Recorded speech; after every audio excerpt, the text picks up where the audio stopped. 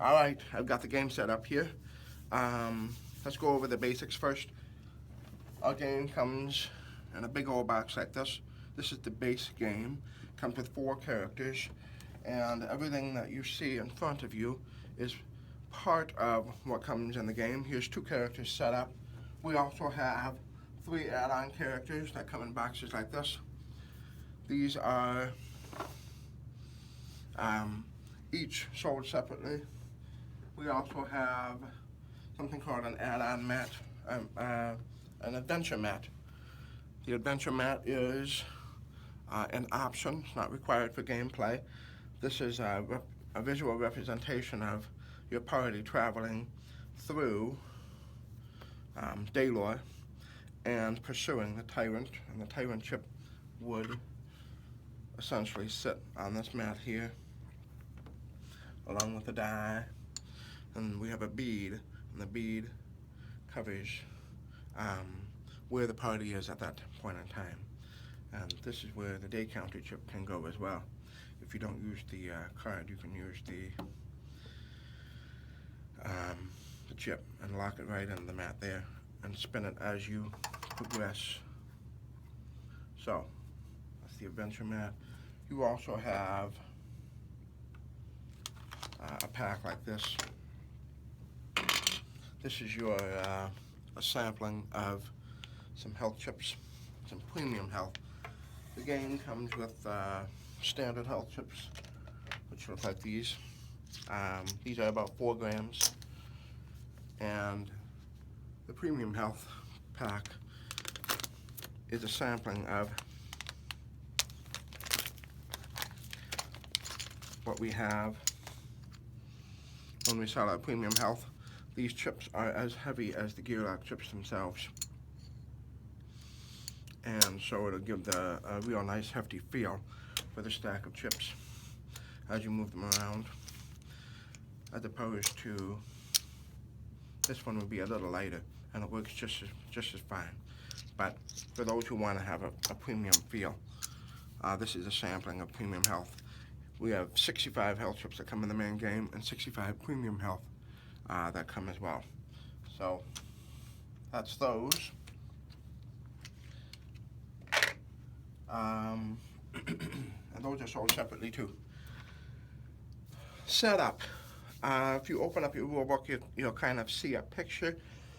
The placement of the cards and everything else is not super important, but we kind of want to make everything accessible to all players. Picking the gearlocks to start. I've got Picket and Boomer. I'm going to just kind of play with the both of them.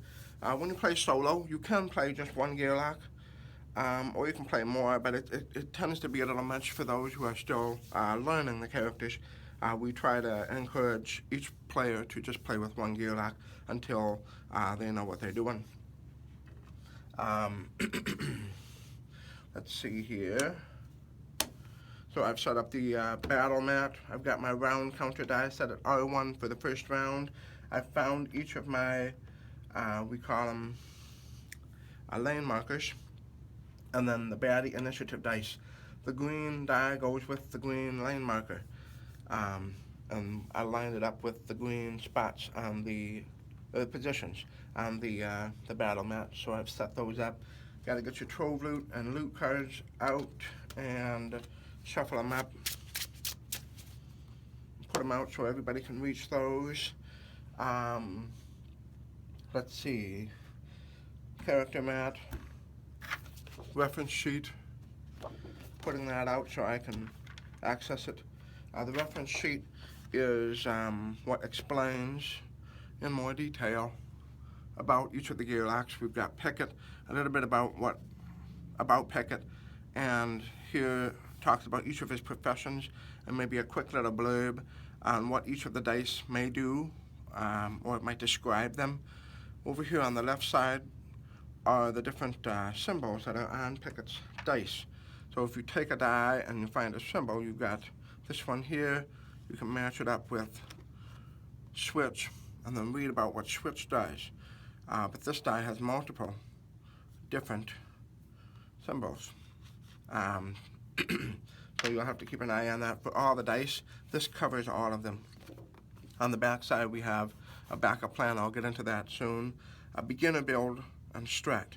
For the stats and skills, we have a recommendation for your character for those who are just learning. Innate and innate +1. We'll get into that soon. We've got a chip that is a plain side. And then the back side has stars on the perimeter. The stars represent innate +1. So we'll start with the plain side for just innate, and then a little blurb on that skill. More clarifications on these dice as well. Alright, so have that sheet out, and of course each of the characters are going to need to access their dice. We've got the 16 skill dice that will go in the slots on the mat here, the 4 stat dice that will end up going here as you learn, or as you train. An initiative die.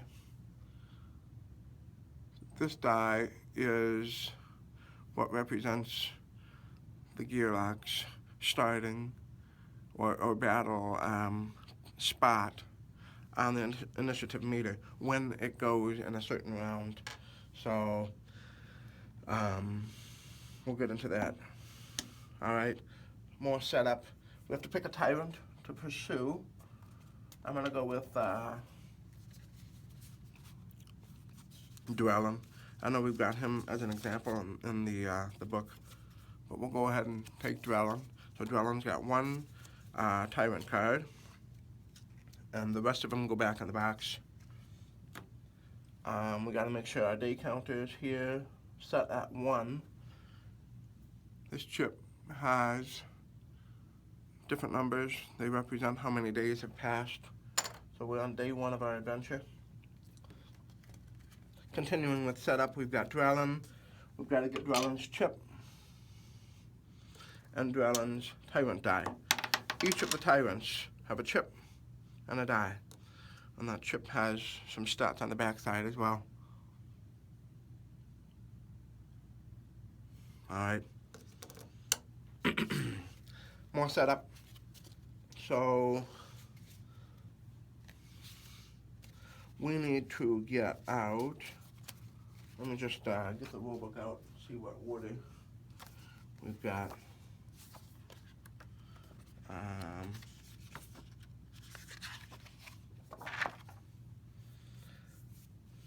Encounters, tyrant, and tyrant cards. Okay, so you've got to find in your stack all the tyrant and counter cards. It'll say tyrant and counter on top. On the bottom, you'll see which tyrant this belongs to. That's Nom. So we have to find the one on the bottom that says Drellin. Now Drellin, I think I must have got Drellin's card out already. Let me see here. Oh, I overlooked him. Okay, so Drellin, 1 of 1. So this particular tyrant only has 1 encounter, but it's possible they have more. The Goblin King has 2, so we would essentially take 2 of those out if we were going for the Goblin King. But the Drellin has 1, so we get that out. The rest go in the box. Next, we get our general encounter deck or solo deck. So I'm going to get the general encounter because I'm playing with 2 gearlocks. On the bottom, it'll show these are special encounters. There's 6 of those. I'll put those aside. We have a general. And then get out the solos. We don't want to get them mixed up. So these are the solos. There's 12 solos. I'll be setting those aside. Those are specifically designed for facing, if you're playing with 1 gearlock, the solo deck has certain decisions and combat situations that are suitable for just one gearlock. So the general deck has 36 cards. I'll be shuffling these up. So we need to draw the number equal to we've got the sun here on this card. We've got 10. So 10 minus 3 cards and shuffle in with the Tyrant Encounter. So I'm going to draw 1, 2, 3, 4, 5, 6, 7.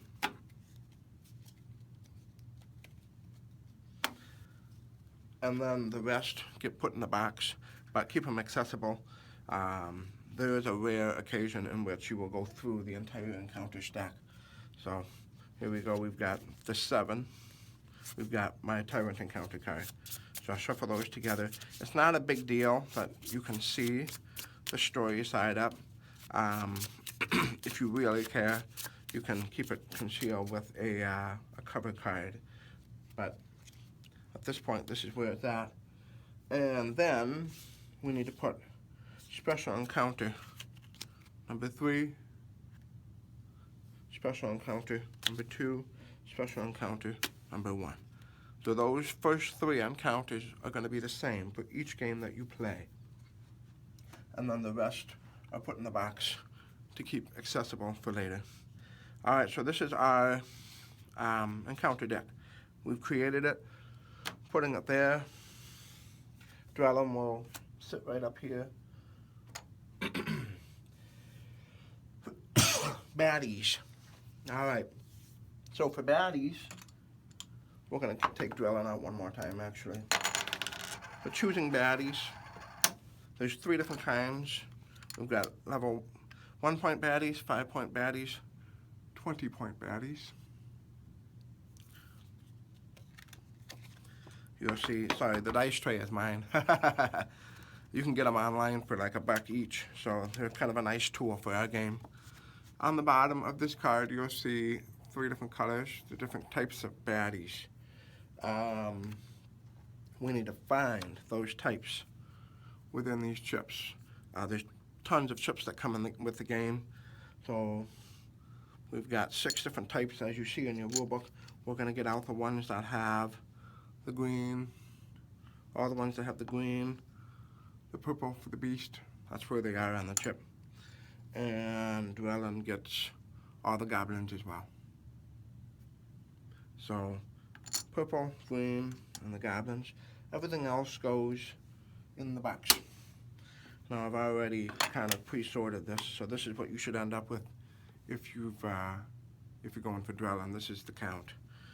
So I'm going to put this up here, accessible. All right, I've got my gearlocks all set. Both of these. I've got my health chips. You kind of need to keep them close by, accessible. They're just off the camera. And let's see. Other components. All right, we've got more dice that are included in the game. This is just some of the dice that are in the game. For the dice pool, you can access all the attack and defense dice. I've just put out just a few of them. We won't be using all of them probably in a 2 gearlock game. There's 2 different types of effect dice. We've got these 4 and these 4. These are our lock picking dice. I'm just going to kind of put them right here for now then. That's fine. This is just a plain D6. Occasionally we'll have an encounter that requires us to use that. Our different effect dice.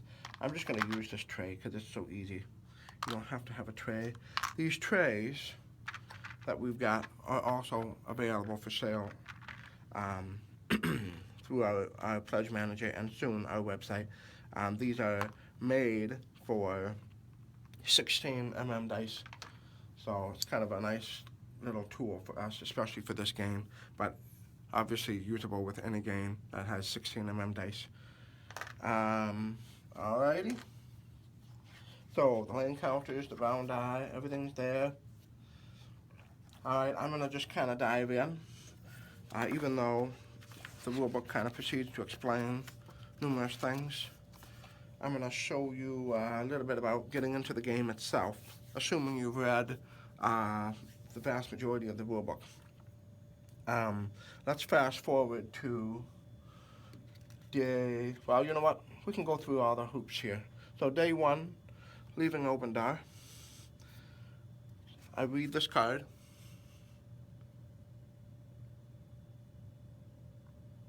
And then on the back side, I have 2 decisions to make. Okay? So as a party, and we have a party leader, Pickett will be our party leader, but in this case, I'm playing solo, so it doesn't matter, but the party will have to collectively decide to do one or the other choice. Squeeze in some last-minute self-improvement. These are training points. These are found on our Gearlock Adventuring Reference Guide. We've covered recovery, dangerous starts, lock picking. The adventure routine is here. On the back side, we've got all the baddie skills and encounter terms. And training points section, we'll get into that. Encounter icons, this is why we're here. So if you have questions on what these icons mean, we've got each gearlock gains 1 training point. And so with 2 of these, each gearlock will gain 2 training points. Or we can do a training point and each gearlock draws 1 loot. So we can either each get a training point and a loot, or 2 training points. And then on the bottom, you'll see this symbol here stands for progress points. Progress points are important because on the Tyrant card, you will see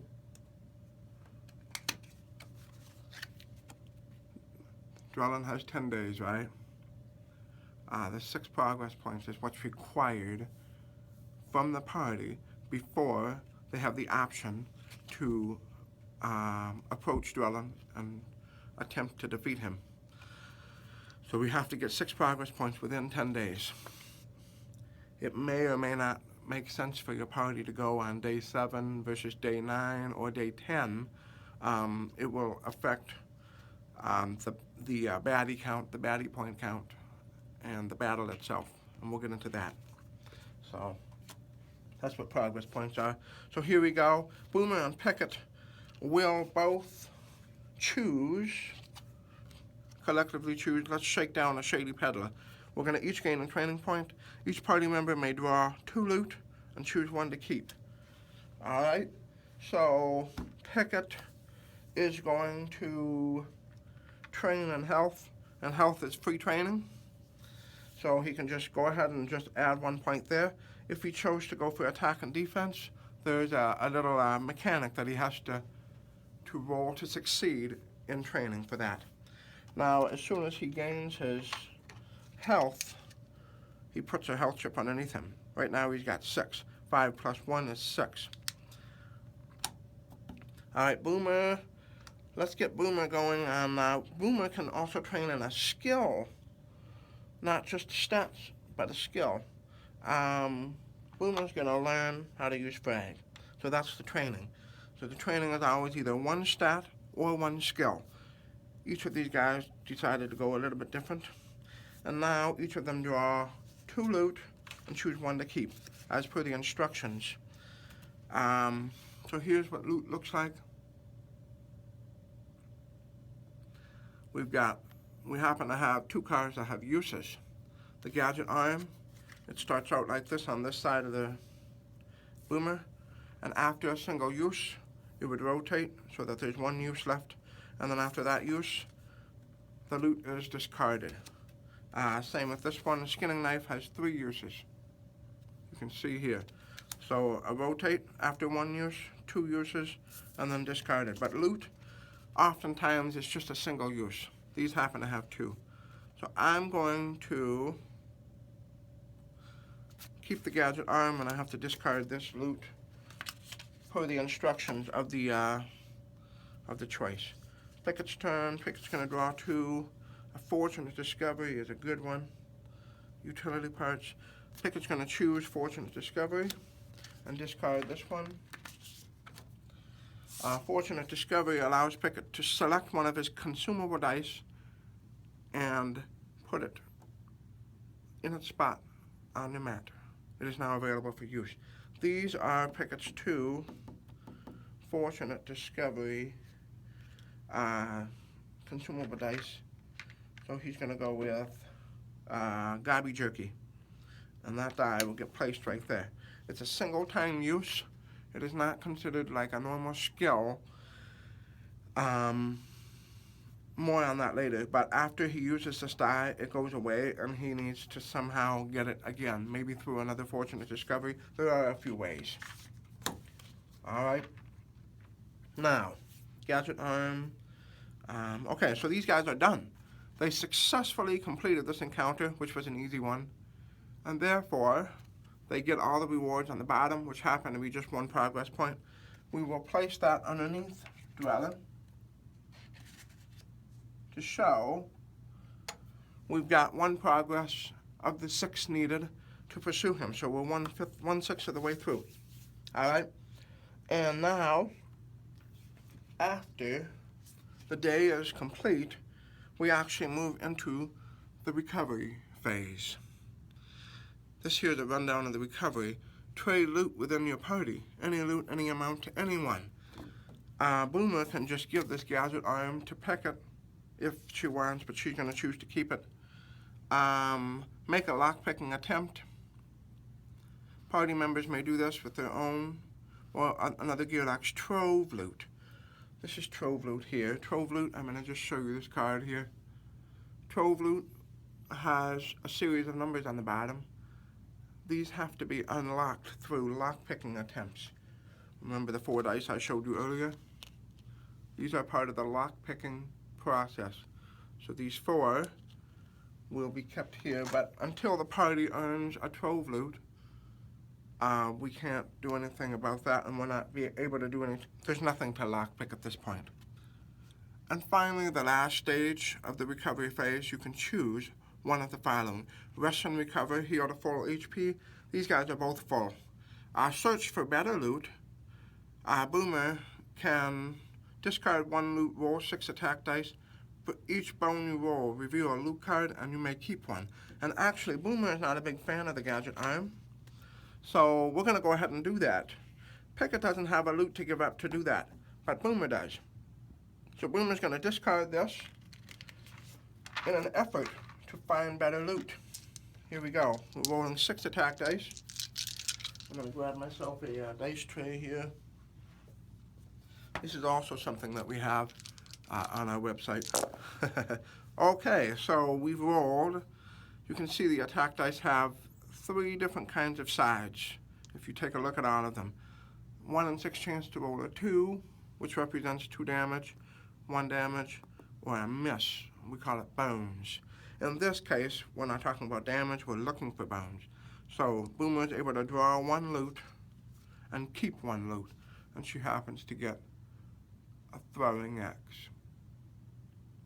Alright, so that'll go here. And Boomer has used that part of the recovery phase. Or scout the area, roll a d6. On a 1 through 3, reveal 1-point baddie, 5-point baddie, 20-point baddie. Go ahead and give it a read. Pickett has not done anything yet for his recovery phase, though. These are individual options. Pickett wants to scout the area. So Pickett is going to roll that d6 that I showed you earlier. This one here. We got a 5. Pickett may reveal up to a 5-point baddie. He's just going to reveal a 1-point baddie. So our stacks, which look like this, they're off the video right now, but these are set up. Actually, you know what? I can put them here. You can see them. All right. So Pickett's going to reveal one of them. You can see the different details surrounding the baddie. This is the clay golem. It's got break. Break is a very, very difficult skill, especially those with low attack. So Pickett's option is to leave it here, and now as a party, we know what's coming up ahead in the next encounter. We scout it out ahead. And Pickett's decided, you know what, that's a little too difficult. Let's go a little bit different direction, and we will not encounter that baddie this time. So now he's flushed it to the bottom, and hopefully we won't run into any golems in our actual battle encounter when we get to one. Okay, so that day is over. We've done our recovery phase for each of them. Now we're going to draw day 2. We read the card.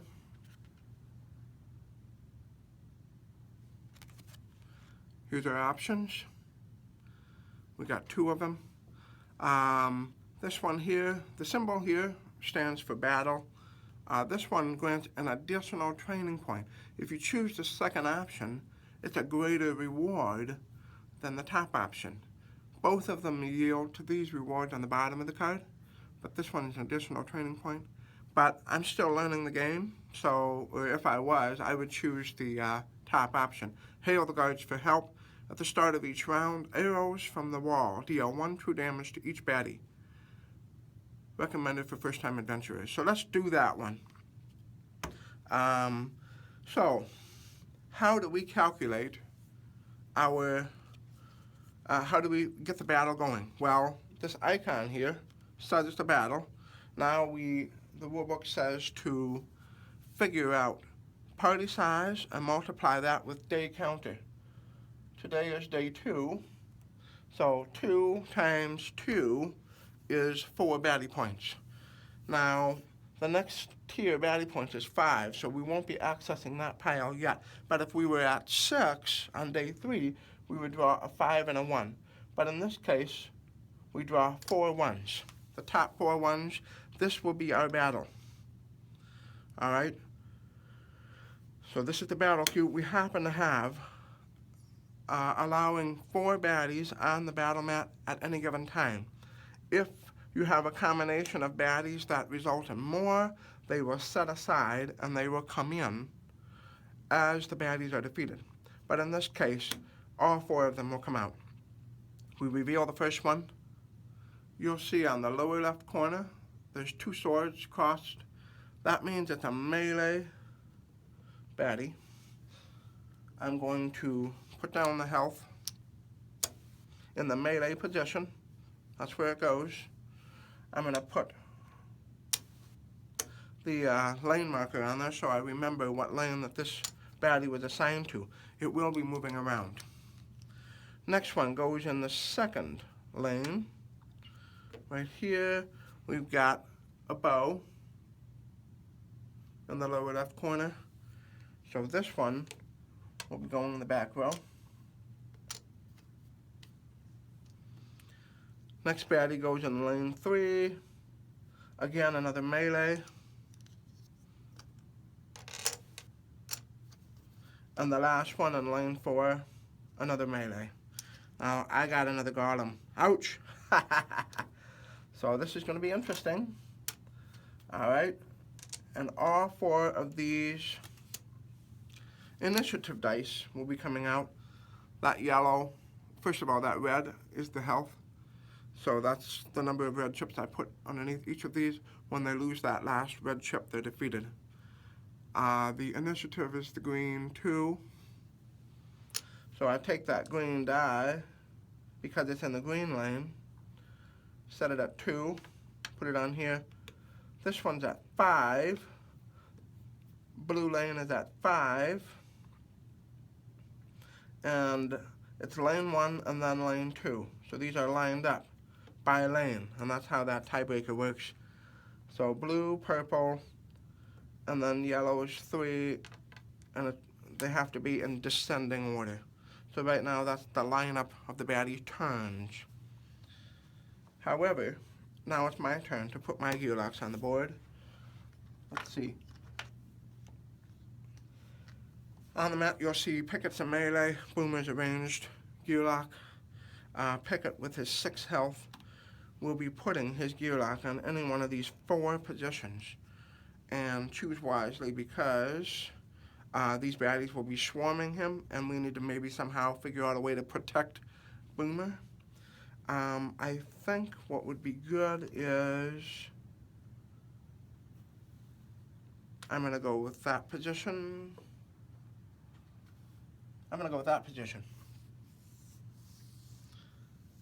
Yep. And then Boomer. Now, it's no particular order in which the gearlocks have to place. Boomer can go first if she wants, and she's in the ranged picket. So the party will collectively put their gearlocks out in no particular order. Now the gearlocks will each roll their initiative dice. Picket got a 5, Boomer got a 6. These guys rolled very, very high.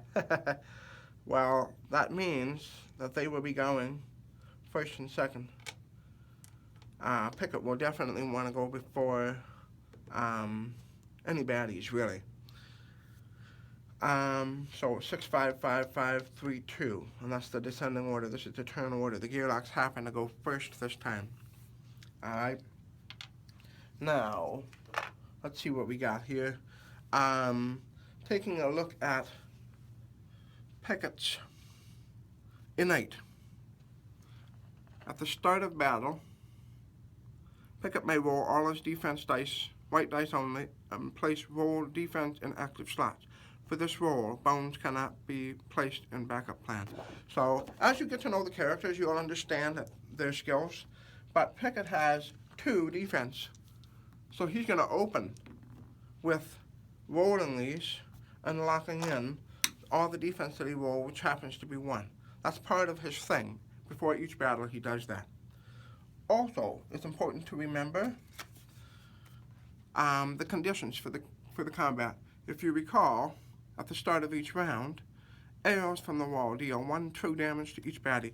True damage means it bypasses thick skin.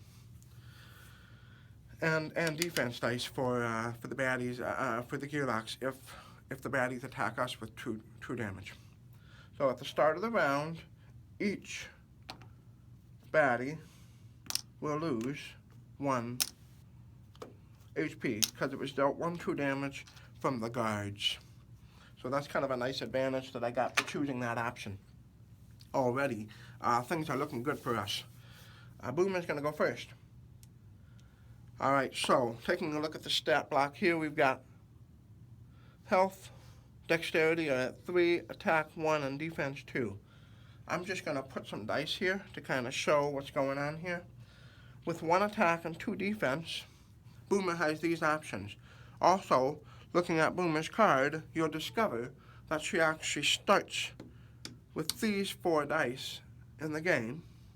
That's also part of her innate skill. We just read Picket's. This is Boomer's. Boomer starts with these. The way that these dice function is that these are different components, and Boomer needs to roll components on every one of these in order to make grenades. Now this is a grenade counter. 1, 2, 3, and she can only hold up to 3 grenades at once in her bag. Alright, so it doesn't matter what side these dice are showing up. I'll show you how these work in a second. But right now, what I'm telling you is we have 6 dice as options to roll this turn as Boomer. We can't roll this one yet because we need a grenade in order to actually throw a grenade for Boomer. But right now, we're working our way up to get here so that she can throw the frag grenade. Alright, so the dexterity represents how many dice she is able to roll this turn.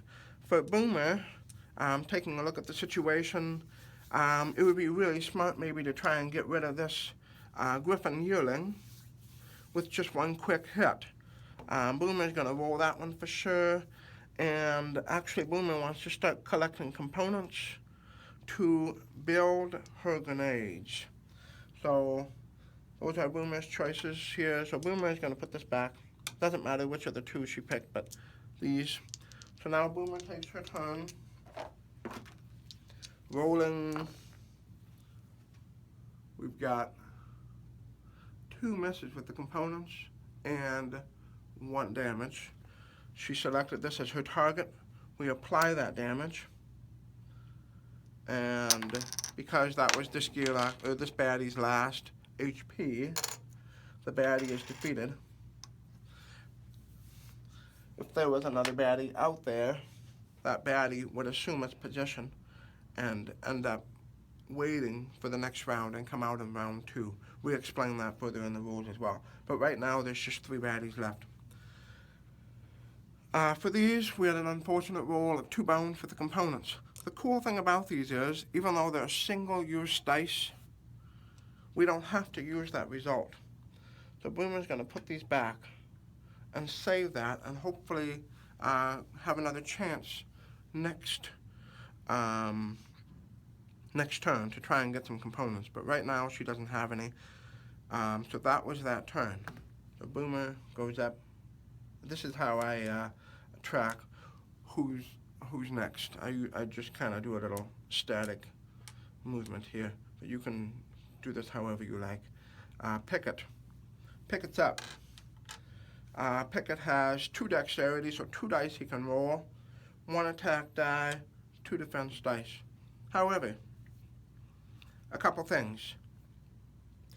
Pickett has a defense up there already, so while 1 is being used, he only has access to 1. The other thing is he's a melee gearlock, and therefore he can only attack baddies adjacent to him. So at this point, waiting right there is probably not the smartest play. Pickett's going to move. Now for each position Pickett moves,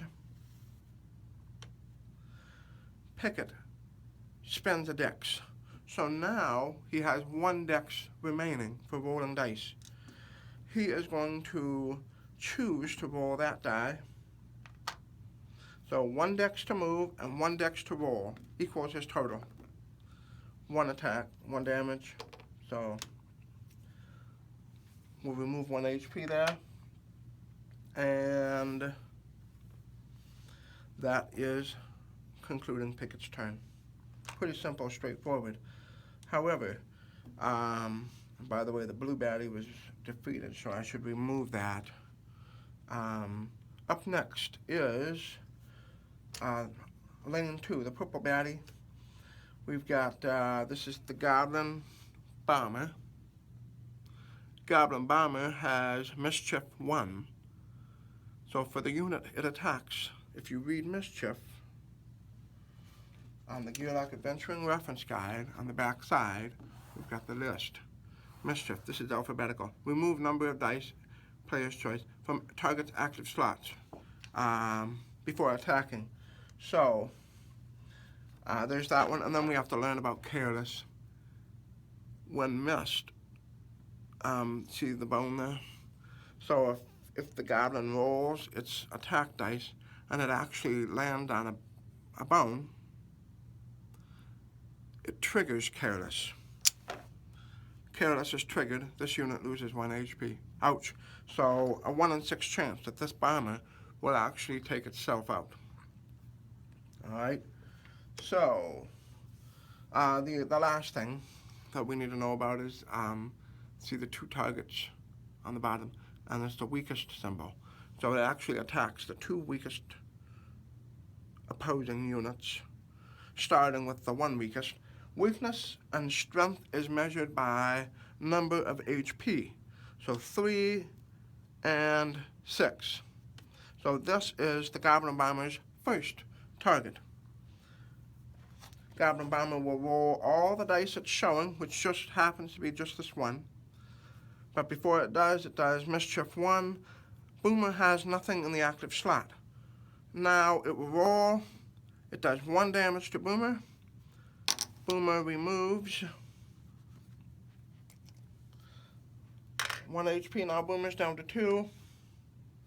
Now the Goblin Bomber will attack its second weakest target, which happens to be the only other Gearlock in play right now. Mischief 1. Oh! Pickett will automatically lose its defense die just from that little skill. And then 2 damage is done to Pickett. 1, 2. Ouch, ouch, ouch, ouch. Not looking good. That was kind of a tough turn for Pickett. Alright, so Goblin Bomber's done, just like that. Going down the order, we've got the Dire Wolf Pup. Dire Wolf Pup is melee. Melee means it can move up to 2 positions to the closest gear lock. And if there are 2, like let's say there was this one here, it would go for the weakest, so that would be Boomer. But Boomer's over here. There's only one closest, and there's only one option. If Pickett was here, the pup could go here, or the pup could go here. Both result in a movement of 2 to be adjacent to Pickett. But in this case, one option. Straight in. All right, the pup has 1 attack. We will roll that against Pickett. 1 more. Ouch. Pup is done. Now we've got the clay golem. Again, he is already adjacent, so this is its closest target. So he doesn't move. Clay golem will roll 1 damage. Already, Pickett is down to 2. That really hurts. So this is the close one, all of a sudden. After the last baddie in that round goes, we go back up to the top of the order. Now, Pickett's initiative only is once at the start of battle, not the start of each round, so he doesn't get shield wall again, unfortunately. But Pickett, before we get into that, let's remember the encounter. At the start of each round, arrows from the wall deal 1 true damage to each baddie. All right. So now we're getting somewhere. 1, 1. This goblin bomber is eliminated.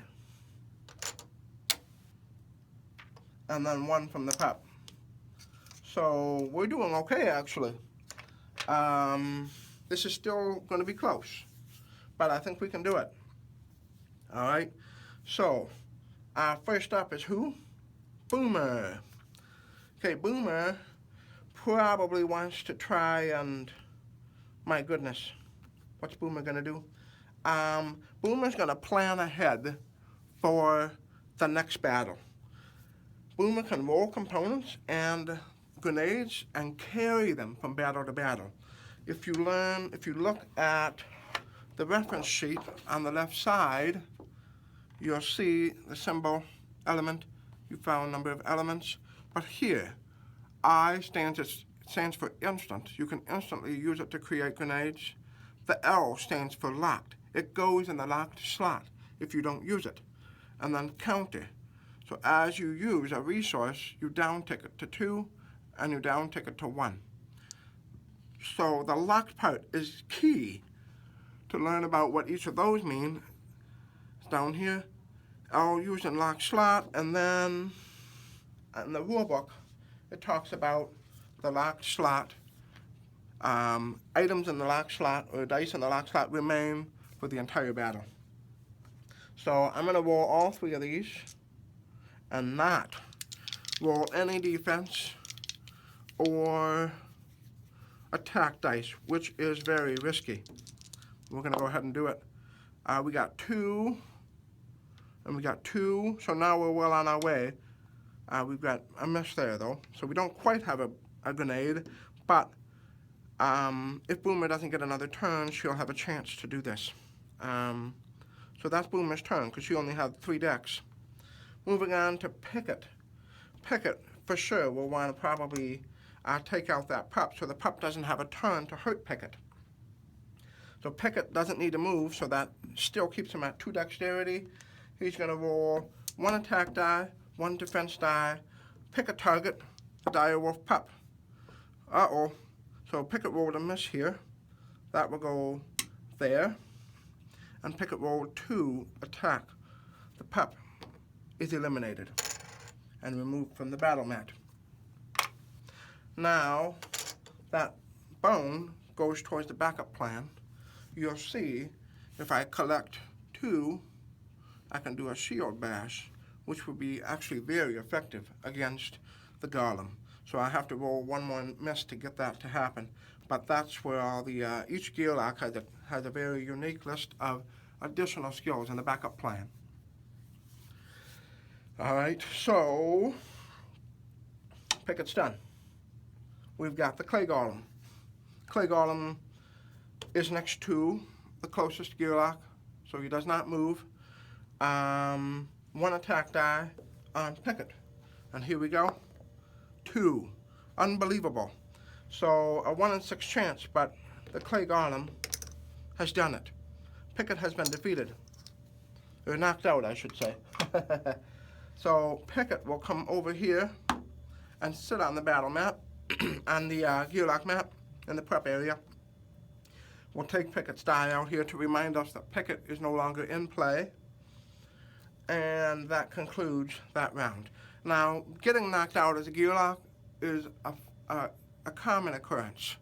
And it's not something to be discouraged about. It's definitely part of the game. So we'll just move into round 3. Here we go. Round 3 starts. The guards fire their arrows, 1 away from the clay golem. Alright. Boomer's up. So, interesting. Boomer has this. We've been saving it for a situation like this. During your turn, roll 1 attack die and deal its damage to any unit on battle mat. Does not cost dex. I like it. Okay. So, we have 2 uses. We're going to use them both. We've got to get rid of this. Well, maybe not. Maybe not. Now, this can be used anytime during my turn. So let's find out what I roll first. I've got 3 decks. So I'm rolling this one, and I'm going to roll the last component. So that's my 3. I pick my target. I missed. And then I've got 1 casing. So I've got some options here. Boomer has a search again. Reroll the scavenger die, so I can reroll this if I spin these. That's tempting, because I want to get more components. Or I can just use 1, thump target for 1 damage. Wow, Boomer is definitely a strong offensive gearlock. But you know what? I need to start whittling down on him. I need to make sure that he's out after the start of the next round. So I'm going to remove 1. So I got to spend my leftmost die there, and it's actually not exhausted. A defense die and an attack die are not exhausted.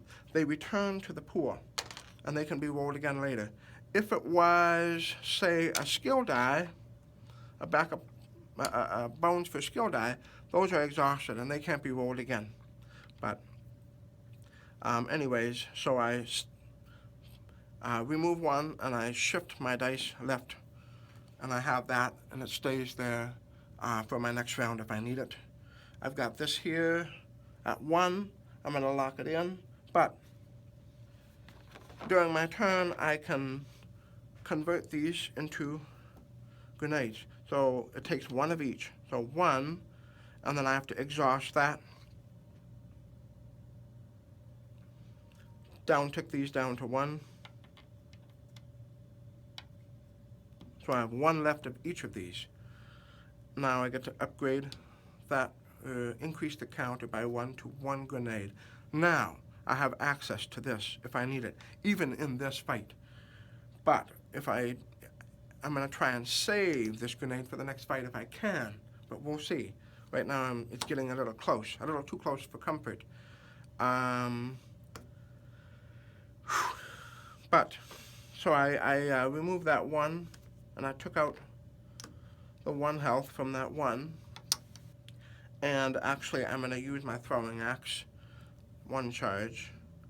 So turning that, and the throwing axe allows me to roll 1 of these at the baddie. I can't take any chances, because if he rolls a 2 against me, I've been knocked out and I fail at this encounter. So thankfully I got my 1 and I've taken him out. So this baddie is eliminated. Now, as long as there's one gear lock with at least 1 HP on the battle mat, it is considered a successful encounter. Alright, so we are very excited. No bonus rewards for that option, but down here we each get a loot, we each get a training point, and we each get 1 progress. So now we're about a third of the way through towards dwelling. We've got 2 out of our 6. We each get a loot. So Boomer and Pickett each get 1. Looks like Pickett got another fortunate discovery. He's going to save that. And multi-tool. I realize now Pickett had a gobby jerky. He could have healed himself, but I was caught by surprise. It was a 1 in 6 roll. I took my chances to try and save that die for the next battle. Because Pickett is knocked out, Pickett will actually lose all the backup plans, and anything that's skill-wise stays on Pickett's mat. The components stay there. So this one is still with Pickett. Let's see here. For loot, we can hold up to 4 for loot. Pickett only has 1, Boomer has 2. So we're fine there. Let's see. We've got our rewards, our training points. The training points is next. Pickett will go ahead and he's going to learn stand ground. So we take a die and we just put it in there. Pretty simple. Boomer, let's get Boomer to increase her attack. So if you read on the Gearlock Adventuring Reference Guide, we've got training point section.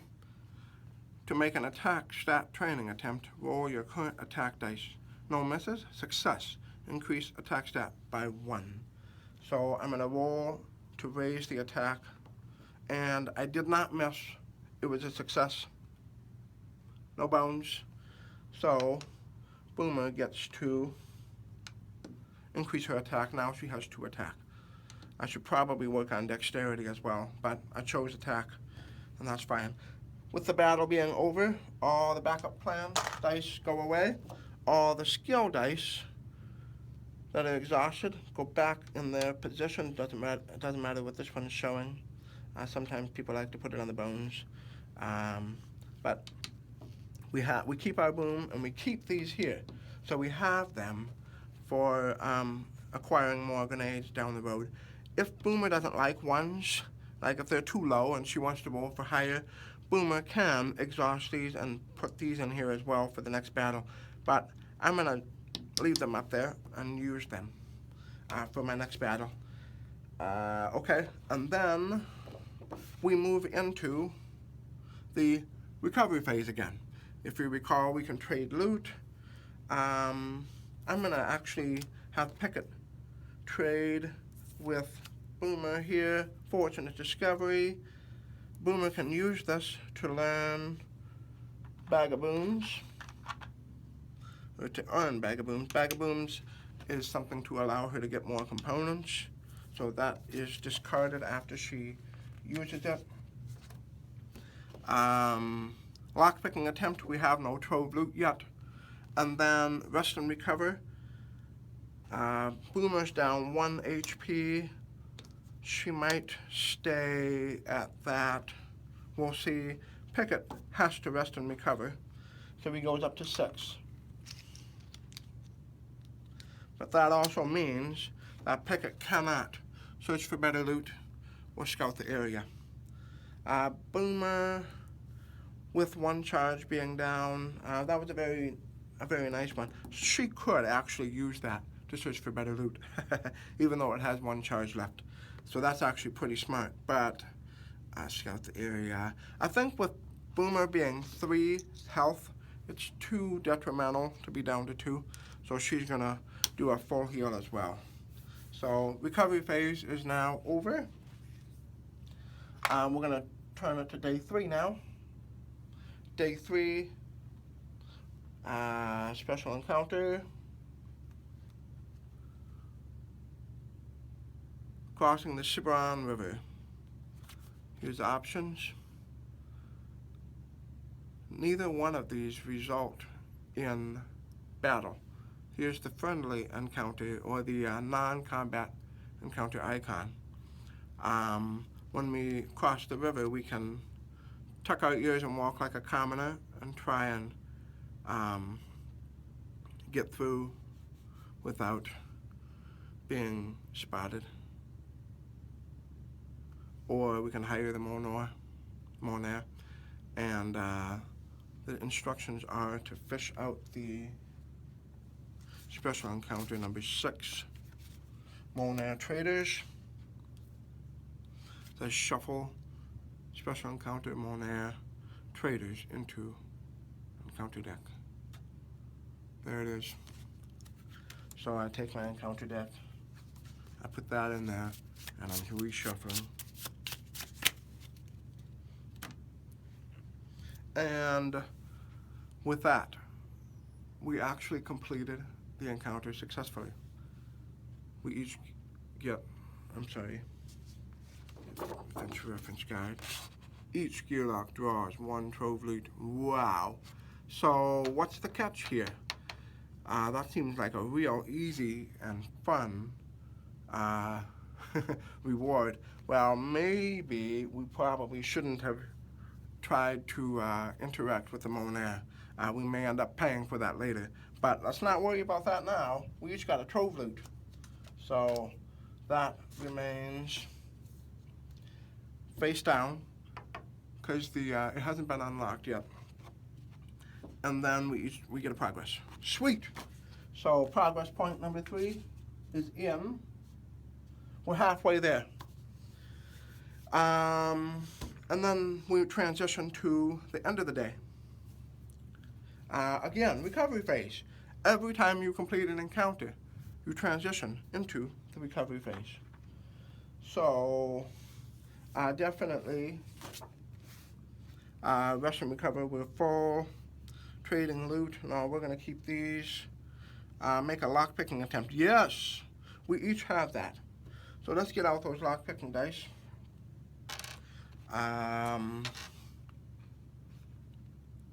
Art of lock-picking. Every section right here. I actually made a separate video specifically on lock-picking.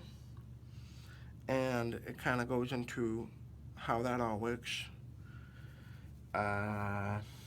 We can dive into it right now, but without going into all the specifics about it, what we need to know is we're rolling all 4 of these dice to try and get a lever of 3. And we got the 3L, which represents a lever, and this is a convert change lock type. So if this was a 3, I could have used that as a 3 lever as well, but I'm not doing that. I'm going to use my lever die to unlock the lever. If you'll see that there's little notches on the side of the gear lock, here's one. So we're going to put that at notch number 1 to show that we've unlocked the first one. Now, if we fail to unlock it completely, we can come back and start where we left off. But with that die spent, it comes out trip 2. We need to roll for trip. We got a 2T, we got a 3T. This silver die is a very good die for the force, which is the 3rd component. So I'm going to save that and use my trip 2. Moving along already, we're at 2 unlocked. Now force 4. That's going to be a tough one to get. A 2L, we've got a save +1. So unfortunately, it's not a reroll. It's not what we wanted. We were unable to successfully unlock that 3rd component, and we actually have a second chance to go through it. Each attempt is 2 separate groupings of the dice. So now we get to go again. Pick up right where we left off. So let me just see where that says that. So, if you fail to open the starting lock of an attempt, you may make a second attempt immediately. So the starting lock, okay. So because I opened up 2 of them, I don't get another chance. So we're there at 2, and we save that. And then Pickett will do his as well. So Pickett needs a 3 lever. Whoa! 2 trip, 1 L, 1 T, and a convert. That was a horrible, horrible roll. Pickett failed to unlock the first one. So he actually does get another chance at getting the 3 lever. So we've got a 3 lever, 2 lever, re-roll. I'd rather use the lever die, so we're gonna re-roll this one. Convert, nope, so we'll use the lever. Open up the lever, now we have trip. So we're gonna roll all these for the trip 6. Unfortunately, we didn't get trip 6. So we're at 1 unlock, and Pickett is done. So we've made progress on both trove loots to unlock. Recovery phase is, let's see, individual options, search for better loot. I think both of these are good with their loot. I just noticed Pickett has a multi-tool. During anyone's lockpick attempt, add 1 to an action die result. I did not use that this time, but now I know I have it for the next unlocking round. Search for better loot. I'll save those. Scout the area. So they were both full, so they both want to scout the area. Boomer's going to scout. We're going to reveal 1. That Mischief 1 is another one that's tough, tough, tough. I've decided I'd rather face the golems than the goblins. I'm flushing that goblin down to the bottom. And Pickett is going to scout the area as well. Reveal a 1-point baddie. Griffin Yearling. Ooh, that's a good one. So I'll leave that there. They each have their own strengths and weaknesses, the baddies do. One is not necessarily better than the other, but some combinations are going to be very, very devastating. And each of these gearlocks have their own weaknesses. So we're done with that. And we transition into day 4 and draw from the real encounter deck. We finished our 3 special encounters. The game, from now on, as far as the storytelling, becomes unique from all the other games. So I'm going to stop there rather than go through the entire game.